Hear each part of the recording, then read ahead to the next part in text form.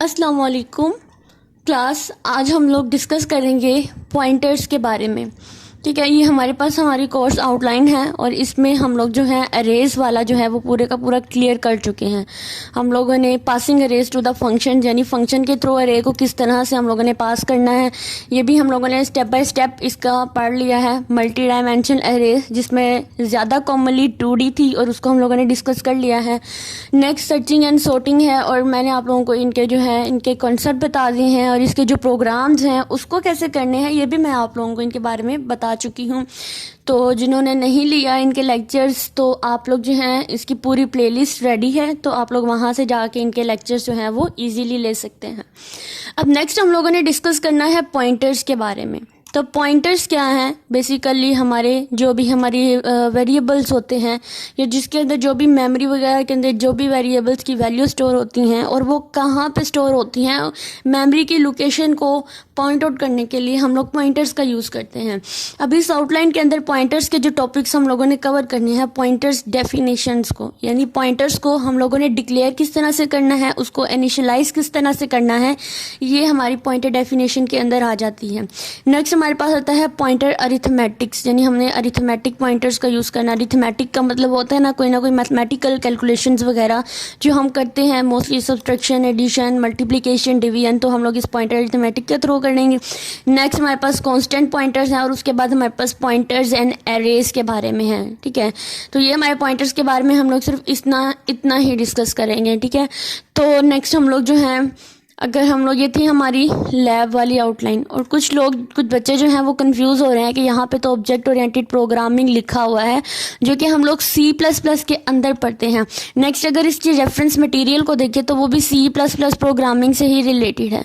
तो मैं आप लोगों को बता दूं कि C++ में करें चाहे हम लोग C में करें, दोनों में जस्ट इनका थोड़ा सा माइनर सा डिफरेंस है। इनकी लॉजिक बिल्कुल सेम होती है और इनमें क्या डिफरेंस होता है वो मैं एक अलग वीडियो बनाकर आप लोगों को क्लियर कर दूंगी ताकि आप लोग उसको भी देख लो और अगर पेपर C++ में आता है तो देन आपके लिए उसको अंडरस्टैंड करना इजी हो। बाकी आप लोगों की लॉजिक्स जो हैं वो बिल्कुल सेम होती हैं जैसे हमारी C में होती हैं, तो C++ में भी वही होती हैं। अब जहाँ ऑब्जेक्ट ओरिएंटेड प्रोग्रामिंग की बात करें तो वो अलग से एक सब्जेक्ट है, वो C++ से ही रिलेटेड है, वो अलग से है। लेकिन यहाँ पे अगर हम लोग टॉपिक्स देखें तो मोस्टली टॉपिक्स जो हैं ये बहुत सिंपल वाले हैं। ठीक है, ज़्यादा एडवांसमेंट जब आप लोग नेक्स्ट जाओगे तो वो ऑब्जेक्ट ओरिएंटेड प्रोग्रामिंग की ये बेसिक्स हैं, इनको पढ़ेंगे तो देन आपको नेक्स्ट एडवांस जो टॉपिक्स हैं वो पढ़ने पड़ेंगे। लेकिन वो बहुत इजी हैं। ठीक है, आप लोगों को जस्ट लॉजिक बनानी आनी चाहिए और कॉन्सेप्ट को क्लियर होना बहुत लाजमी है। होप्स हो कि आप लोग ज़रूर करोगे और आप लोग इन चीज़ों को भी अच्छे से अंडरस्टैंड करोगे क्योंकि ये आगे जाकर बहुत ज़्यादा जो है ये मतलब बहुत रिलेटेबल होती हैं हमारे नेक्स्ट जितने भी हम लोग प्रोग्राम्स करेंगे। स्पेशली जब हम लोग कोई ऐप डेवलपमेंट या वेब डेवलपमेंट करते हैं उनके बैक एंड के लिए हमारी ये C और C++ जो है ये फ्रंट एंड के लिए इतनी लाजमी नहीं होती जितनी ये बैक एंड पे काम कर रही होती है। ये हमारी C++ यानी प्रोग्रामिंग से रिलेटेड जितनी भी हमारी लैंग्वेजेस हैं ये सारी की सारी मोस्टली हमारे बैकअप के लिए ही काम करती हैं। तो आप लोगों को इनके कॉन्सेप्ट बहुत अच्छे से क्लियर करने हैं ताकि आप लोग नेक्स्ट जो है वो आप लोगों को इजी लगे और इंटरेस्ट लेकर करना है। आप यूँ समझें कि आप एक IT इंजीनियर हैं। ठीक है, आप लोग बैक एंड इंजीनियर हो, तो इस तरह आप लोगों का बहुत इजी हो जाएगा। अब हम स्टार्ट करते हैं आज का टॉपिक्स, आज का लेक्चर्स जो कि हमारा पॉइंटर से रिलेटेड है। तो उसमें सबसे पहले हम लोग पॉइंटर्स क्या होते हैं, पॉइंटर्स डेफिनेशन जो होती है इसको बुक के अकॉर्डिंग जो है वो डिस्कस कर लेते हैं। ठीक है, अब हम लोगों ने कर ली है अपनी बुक को ओपन और इस बुक के चैप्टर नंबर 7 में हम लोग देखेंगे हमारा पॉइंटर से रिलेटेड चैप्टर है। ठीक है, अब इस चैप्टर जो है ये पॉइंटर से रिलेटेड है और इसके अंदर जो हम लोगों ने बेसिक टॉपिक्स देखे हमें पढ़ने हैं। सबसे पहले तो हम लोगों ने कहा था वेरिएबल्स, डेफिनेशंस एंड इनिशियलाइजेशन। ये हमारा जो आउटलाइन में था हमारा टॉपिक ये वाला पॉइंटर डेफिनेशन, तो वो इसी से रिलेटेड है, तो हम लोग इसको यहीं से क्लियर कर लेते हैं। ठीक है, ओके, नेक्स्ट हम लोग चलते हैं इसके 7.1 में। तो यहाँ पे है we discuss one of the C most powerful features. ये पॉइंटर एक पावरफुल फीचर्स होता है, लेकिन इससे पहले हमें अपनी एरेज के कॉन्सेप्ट को बहुत अच्छे से क्लियर करना होगा, हमारे वेरिएबल्स के कॉन्सेप्ट को क्लियर करना होगा, हमारे जितने भी प्रीवियस लॉजिक्स हैं उनको एक दफ़ा आप रिवाइज कर लीजिएगा, तो देन हम लोग इसको डिस्कस करेंगे। तो सबसे मोस्ट पावरफुल फीचर है हमारे पास pointers. Pointers enable programs to accomplish. किस तरह से हम लोग इसको कंप्लीट कर सकते हैं? Pass by reference, pass functions between function, functions के दरमियान में हम लोग फंक्शंस का पॉइंटर बनाएंगे। Manipulate the strings and arrays, create and manipulate dynamic data structure. यानी ये बता रहे हैं कि इसके अंदर जो है वो हमारे बेसिक जो प्रोग्राम्स होते हैं वो इसी से रिलेटेड होते हैं, ठीक है। नेक्स्ट 7.2 में देखिए हमारा जो मेन टॉपिक आता है वो यहीं से स्टार्ट हो रहा है। Pointers are variables whose values are memory address. Pointers क्या होते हैं? पॉइंटर्स हमारे पास वेरिएबल्स ही होते हैं। जैसे हमारे पास एक वेरिएबल होता है इंट एन, ठीक है। मैं आप लोगों को इसकी एक एग्जांपल देके बताती हूँ। जैसे मेरे पास जो है वो एक वेरिएबल है इंट, ये इंट एन, ठीक है। ये एक वेरिएबल है, इसके अंदर मैंने 10 को स्टोर किया। अब इसके बाद मेरे पास एक मैं इस वेरिएबल का पॉइंटर बनाऊंगी। कैसे? हमने यहाँ पढ़ा कि पॉइंटर जो हैं ये भी वेरिएबल्स ही होते हैं। तो पॉइंटर का वेरिएबल्स है, लेकिन इससे पहले हम लोग एक जो है वो एक आप कह सकते हैं एक मैं स्टैरिक का यूज़ करती हूँ, स्टैरिक PTR। आप पॉइंटर का कोई भी नाम रख सकते हैं, लेकिन जो मोस्ट कॉमनली है वो PTR यानी पॉइंटर को रिप्रेजेंट कर रहा होता है, मोस्टली यही यूज़ होता है। अब ये स्टैरिक PTR है, तो इसके अंदर अगर मैं इसका एड्रेस स्टोर कराऊंगी तो मैं क्या करूंगी, यहाँ पे एंड ऑपरेटर यूज़ करूंगी और साथ में लगा दूंगी n।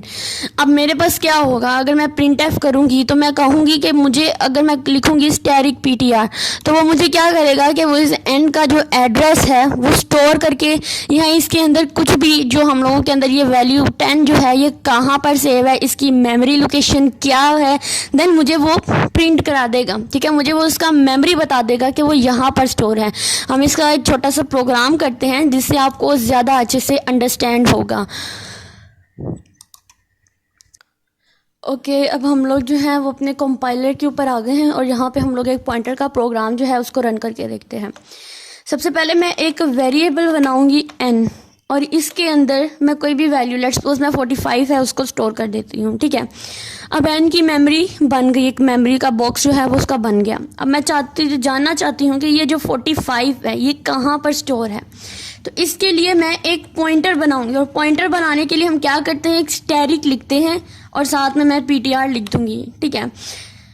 उसके बाद मैं अब इस PTR को, अब ये मेरे पास एक पॉइंटर जो है वो डिक्लेयर हो गया। अब इस पॉइंटर को इनिशियलाइज किस तरह से करेंगे, जैसे ये वेरिएबल था ये डिक्लेयर हो गया और इसकी वैल्यू मैंने इनिशियलाइज कर दिया। मैं इस पॉइंटर को क्या करूँगी, अब ये पॉइंटर है स्टैरिक, इसका मतलब क्या होगा कि इस जो मैंने इस पॉइंटर को इनिशियलाइज करना है, तो जाहिर बात है ऊपर मैंने जो वेरिएबल डिक्लेयर किया है इसके एड्रेस को मैंने पॉइंटर में इनिशियलाइज करना है।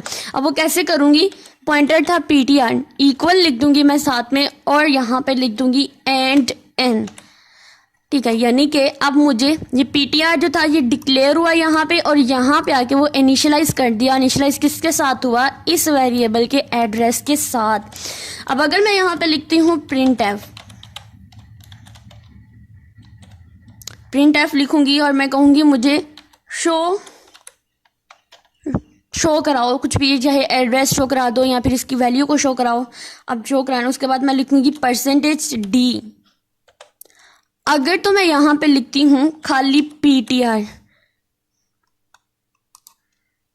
और अगर मैं इसको रन करती हूँ तो रन करने से मुझे उसने एड्रेस शो करा दिया है। किस चीज़ का, क्योंकि PTR के अंदर जो है वो यहाँ का एड्रेस जो है वो स्टोर है, ठीक है। आप लोगों को समझ आई कि ये पॉइंटर जो है मुझे बता रहा है कि मेरे पास, अच्छा मैं आप लोगों को समझाती हूँ। जैसे यहाँ पे ये 45 था, अब यहाँ पे जो n का बॉक्स बना यहाँ पे इसके अंदर हो गया 45।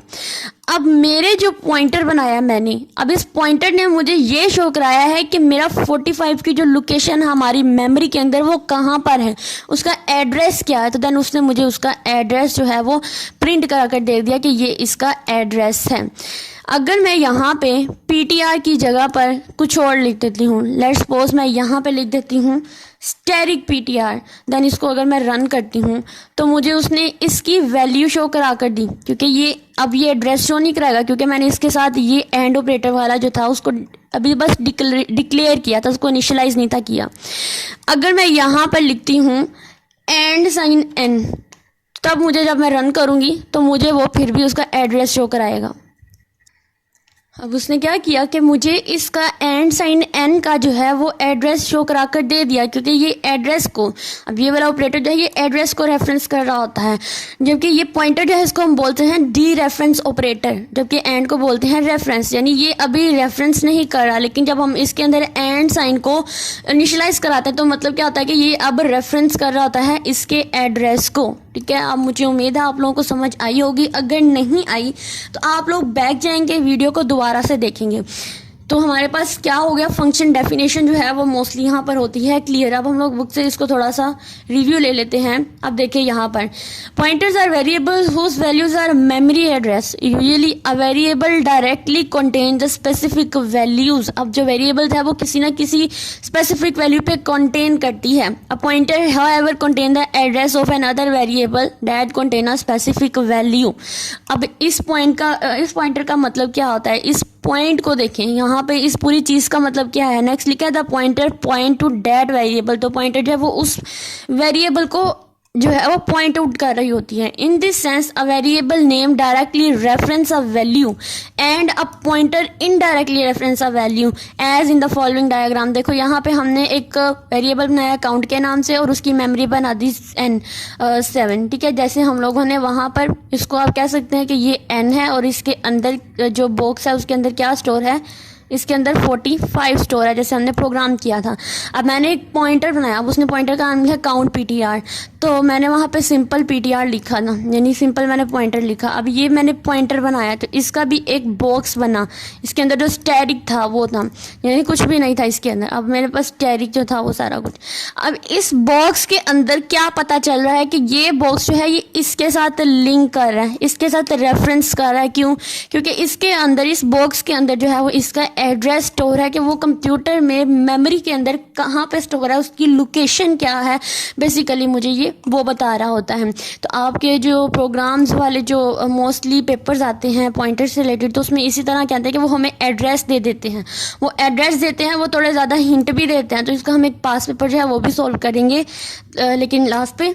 तो वहाँ पर हमारे ज़्यादा पॉइंटर से रिलेटेड ही पेपर आया हुआ है और उसमें ज़्यादातर उन्होंने हमें मेमोरी एड्रेस दिए हुए हैं, उन्होंने हमें लोकेशंस बताई हुई हैं कि आप ये लोकेशंस हैं और ये वेरिएबल्स भी साथ में प्रोवाइड किए हुए हैं और बताया कि इसके अकॉर्डिंग आप प्रोग्राम को करें। ठीक है, उसके बाद हम लोग नेक्स्ट चलते हैं डिक्लेयरिंग पॉइंटर्स। पॉइंटर को डिक्लेयर किस तरह से करना है, बिल्कुल वैसे ही कि आप लोगों ने सिर्फ साथ में स्टैटिक का जो वर्ड है वो लगा देना है, स्टैटिक ऑपरेटर लगा देना है। This definition is left to right to left. ठीक है, यानी कि हम लोग इसको इस तरह से पढ़ते हैं, इस साइड पे पढ़ते हैं, राइट टू लेफ्ट की तरफ। Count ptr is a pointer to int, यानी इंटीजर टाइप का एक पॉइंटर है, और count ptr point to the object one of type int, यानी इंटीजर को ही हमारे पास शो कर रहा होता है। वेरिएबल पॉइंटर, वेरिएबल नेमिंग, सबसे पहले हम इंट लिखते हैं, उसके बाद इसका नेम लिखते हैं, देन हम लोग स्टैटिक वगैरह जो है सारा लगाते हैं। और ये मेरे पास क्या एक पॉइंटर। अब ये देखें यहाँ पे ये दो स्टेटमेंट नज़र आ रही हैं, ये मेरे पास एक पॉइंटर है और ये मेरे पास क्या है, एक सिंपल वेरिएबल है। ये पॉइंटर वेरिएबल है और ये एक सिंपल वेरिएबल है। इसको इनिशियलाइज किस तरह से करना है वो भी मैंने आपको बता दिया है। ठीक है, अगर हम लोग इसको 0 के साथ इनिशियलाइज करेंगे तो मतलब इसकी नल वैल्यू आ जाती है हमारे पास।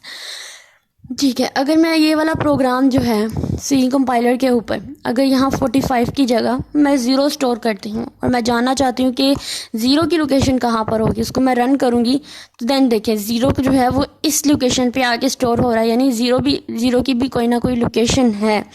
और अगर मैं इसको सिर्फ